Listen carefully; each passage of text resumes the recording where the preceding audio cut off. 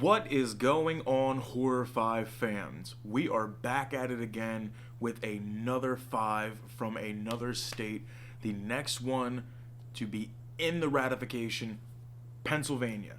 We are going to be diving into some of the most creepy, terrible, and horrific events that have happened in PA. Now, throughout time and history, there are tons of accounts of blemishes on society. A lot of these things can be dated back pre-15th century, way before, wherever you want to point to. There is always some kind of blemish, some kind of tragic event, some kind of something throughout history. What I am doing is going state to state in the order they were ratified and exposing some of those events. Now, I don't know if you guys think that the last videos where I mentioned that we are doing a giveaway, I don't know if you guys think it was fake. I don't know what's going on, but yes, it's 100% real. $150 Amazon gift card. All you have to do is like, subscribe, and comment Horror 5 at the bottom.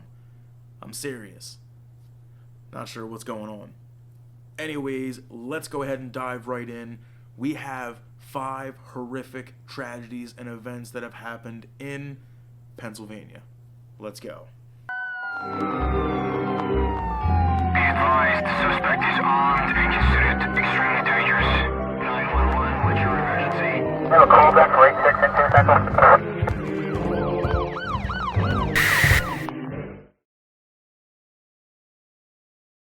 Leading off the countdown, we have the Penhurst Asylum. Now, Penhurst State School and Asylum was also known as the Eastern Pennsylvania Institute for the Feeble-Minded and Epileptic. That is a mouthful, but it was originally opened up and constructed in 1903 and actually received state funding. Now, you have to remember this is a different time period, so anything that was not deemed normal, they didn't like it. Anyways, it was operated under the intentions of housing anyone that was considered feeble-minded or people with abnormalities. The problems could be anything from physical, mental, even mutes, deaf, blind, or people with imperfect speech. Basically anyone that they saw was not fit in the eyes of society. That's it. They were also classified physically and mentally. Physically being imbecile or insane, mentally being healthy or epileptic. They even went to dental. They even classified you by dental. Anyways, later the institution would be pushed to incorporate immigrant criminals or orphans. It was basically like a small city. All the residents had a job to do and they had to perform their job to keep the city functioning.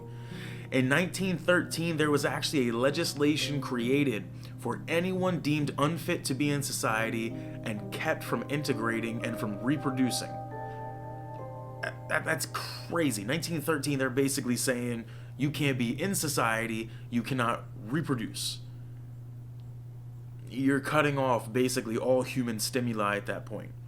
I'm sorry, but if you were deaf, I mean, and then you were just cut off from all society completely, I mean, I would go insane. Crazy. In the 1960s, Penhurst was actually home to almost 2,800 people, which was extremely above capacity. And then in 1968, everyone learned the true horrors of what was happening inside of Penhurst. A reporter did a series about the asylum, and nobody could believe what they saw. They had adult cribs, cages, people were chained up. They were in such poor conditions that the camera crew actually wanted to quit. They wanted to abandon what they were doing and not go back. They were vomiting and they were threatening to leave. It was that bad. Rumors spread extremely fast of the abuse, but it actually took many years, 1987 to be exact, for the asylum to actually shut down. A former resident had filed a lawsuit against Penhurst due to nurses and staff physically and emotionally abusing them and the patients. Physically abusing and emotionally abusing residents and patients. To add to that, the people of power were actually arranging for patients to bully each other. Imagine all of the people that got abused and neglected for literally no reason, just because they had a speech impediment or they couldn't see. There's only one positive that actually came up from this. The insane treatment of these poor souls actually led to a complete revamp of the legal systems for disabled persons. In a twist, a very odd twist, Penhurst was actually purchased by a businessman, and in 2010 it was partially reopened as an attraction. Visitors to this day claim to hear the voices, screams, and shrieks from all of the former patients. At number 2, we have a very popular one. You may not know all the details, but I'm sure that you have heard of him or his family. We're talking about Grady Stiles Jr. If you don't know the name, maybe you know him better as the Lobster Boy. So Grady Stiles Jr. was born June 26, 1937 with a very rare genetic deformity that actually causes his fingers and toes to fuse together to create a lobster-like claw. Now, I am sure that you've seen pictures, you probably heard of them, but what you may not know is more about his horrific story. Now, Grady was the 4th child of Grady Stiles Sr., whom also had ectrodactyl. I'm probably butchering that. I'm trying the best I can. This condition was common within his family, and they actually traveled together as the Lobster family. Grady Jr. followed in his father's footsteps at the age of 7. Grady Jr. grew up in this world and actually had 4 children from 2 marriages. He couldn't walk on his own with this condition and occasionally had to use a wheelchair, but mainly his mode of transport was his arms. This actually led to a very insane amount of upper body strength. Problem was, he was a terrible alcoholic and he had an extreme temper, which made him a threat to anyone that crossed his path. Now, in 1987, Stiles actually shot and killed his oldest daughter's fiance on the eve of their wedding. He was actually brought to trial for the murder and he openly admitted to it.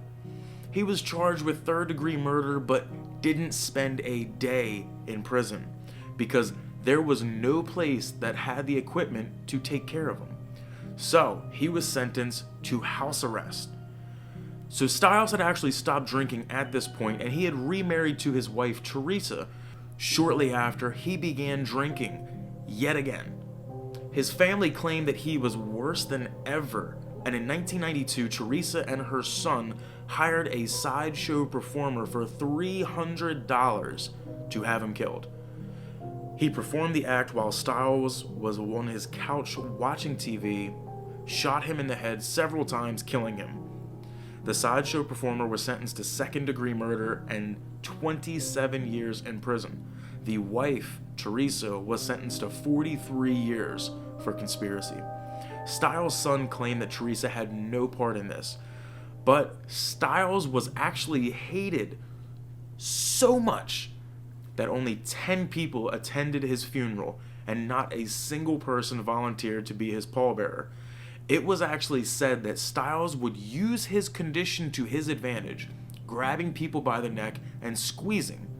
Since he had such monstrous strength, he used all of that to his advantage. Grady Stiles will forever be remembered as the Lobster Boy and a truly evil man. Coming in at number 3, we have Gary M Heidnick. You may have heard of him, you may have not, but born November 22nd, 1943 in Cleveland, Ohio.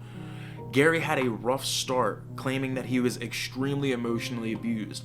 He had a severe problem bedwetting, and his father would actually force him to hang his urine-stained sheets from the window for the whole town to see.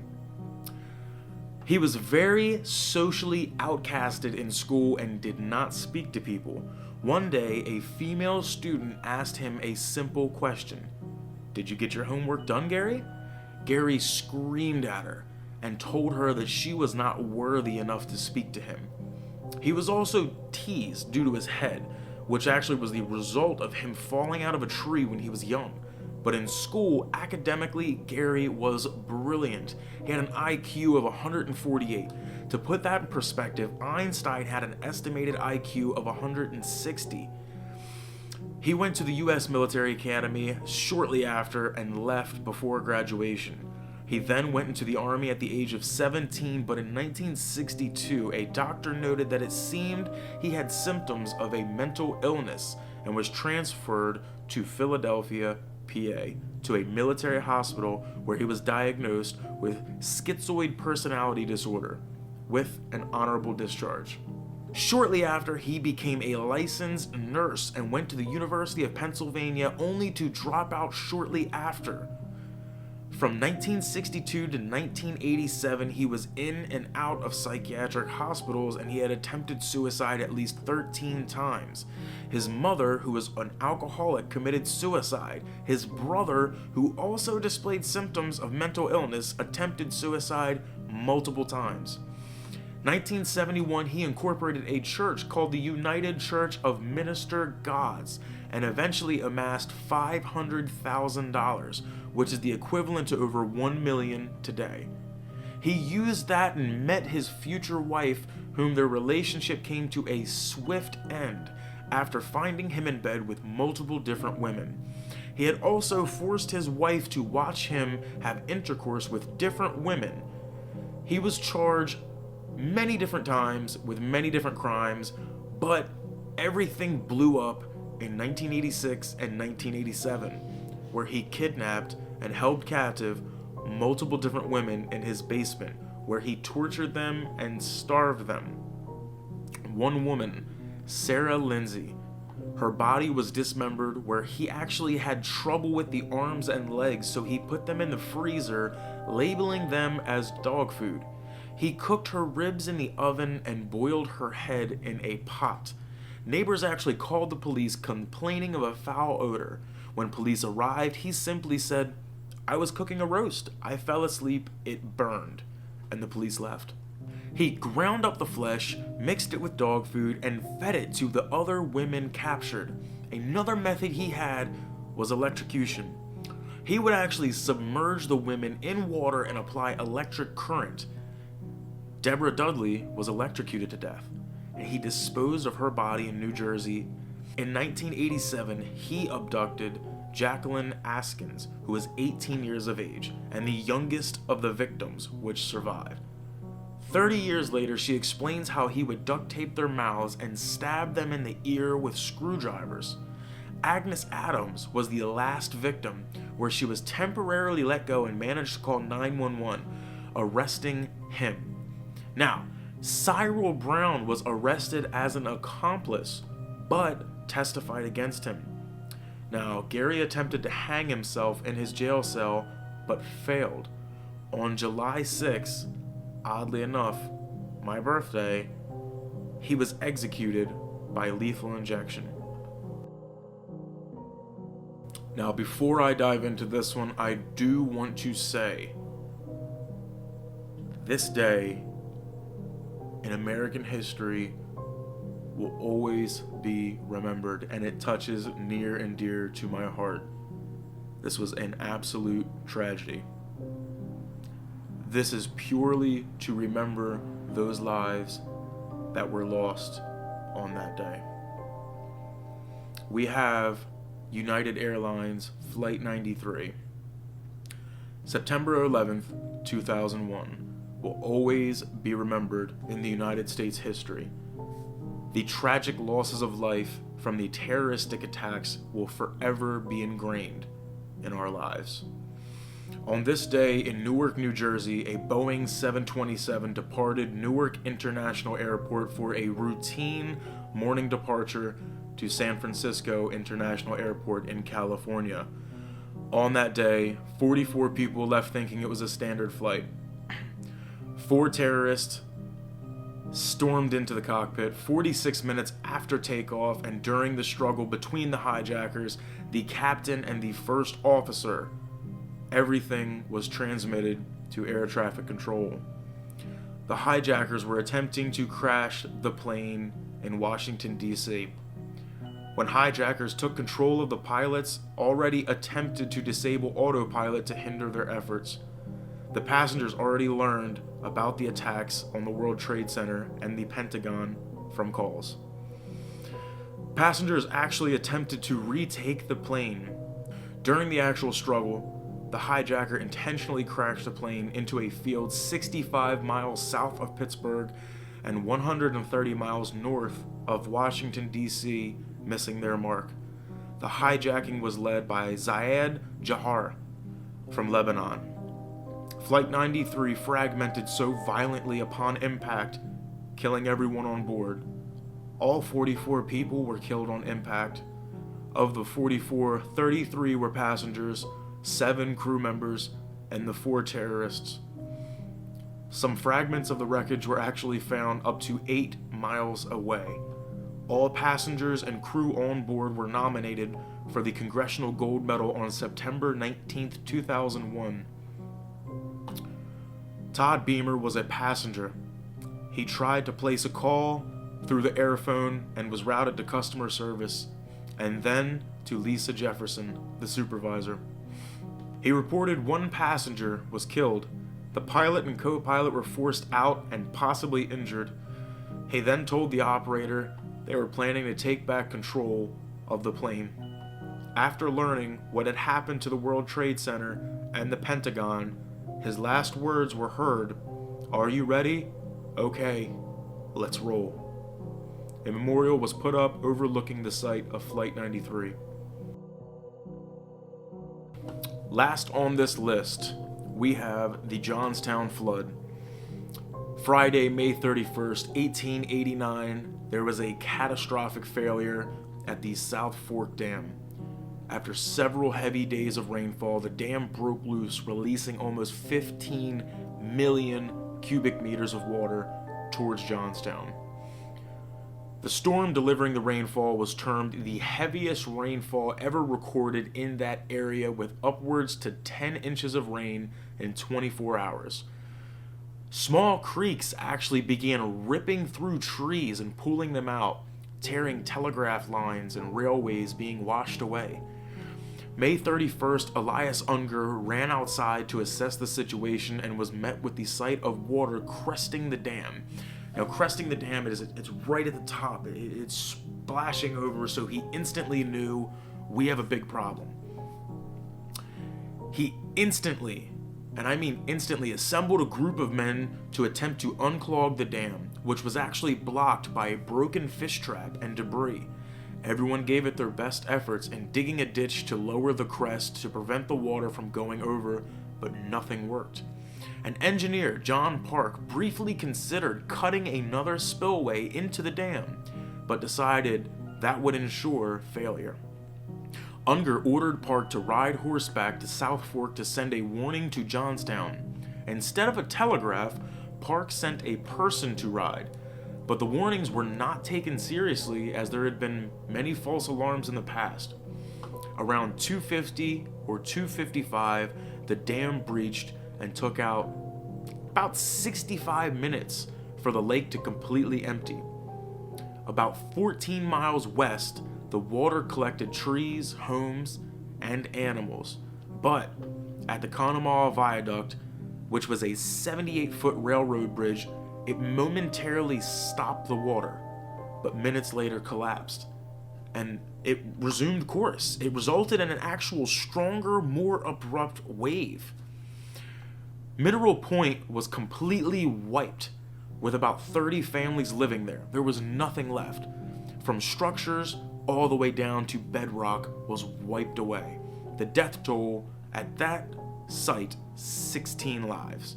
Next was East Kanawha. A whistle blew constantly, saving actually a lot of lives, but 50 people perished, including 25 people stranded on trains. It then hit Cambria, the ironworks in the town of Woodvale. There were 1,100 residents there, leaving 314 to pass. This actually caused black smoke to rise quickly, which alerted the residents of Johnstown, but also caused miles of barbed wire to wrap around debris in the water. 57 minutes after the dam collapsed, it hit Johnstown, the water and debris barreling through at speeds up to 40 miles per hour and reaching heights of up to 60 foot high. Some people began running, but most were hit by the floodwater, crushing them. And in a very horrific turn, a lot more were actually caught in the barbed wire, pulled down, and drowned. Some of them managed to stay afloat on debris and the rooftops. The stone bridge which carried the Pennsylvania Railroad caused a temporary dam to form, causing a second wave to hit the city, and even more debris piled up at the stone bridge. And there was actually a fire that burned for 3 days at the bridge. The debris stretched about 30 acres and 70 foot in height, and took workers 3 months to remove the mass of debris, the delay being the cause of barbed wire entangled all around the debris. The bridge is still standing to this day, and in 2008 was restored for new lighting as part of a commemoration to the flood that destroyed Johnstown. Now, this one has a lot of crazy elements. You have to think, if you're running away from this huge wave, you survived, and say you're staying afloat on a piece of wood or anything, you're staying afloat. That ironworks that got ripped down and caused that barbed wire, you're talking, imagine staying afloat and the barbed wire just wraps around your leg and then pulls you down like a shark attack. You want to talk about some scary stuff? That is terrifying. Let alone that, but the second wave that hit Johnstown. I mean, so basically what happened was the stone bridge is here. When the water came forth, it caused that temporary dam, which caused the water to go back against itself. Like if you've ever seen waves at the ocean, the wave crashes, sucks back in, another wave crashes. It's imagine that, but massive, a lot faster and a lot of force. It's insane.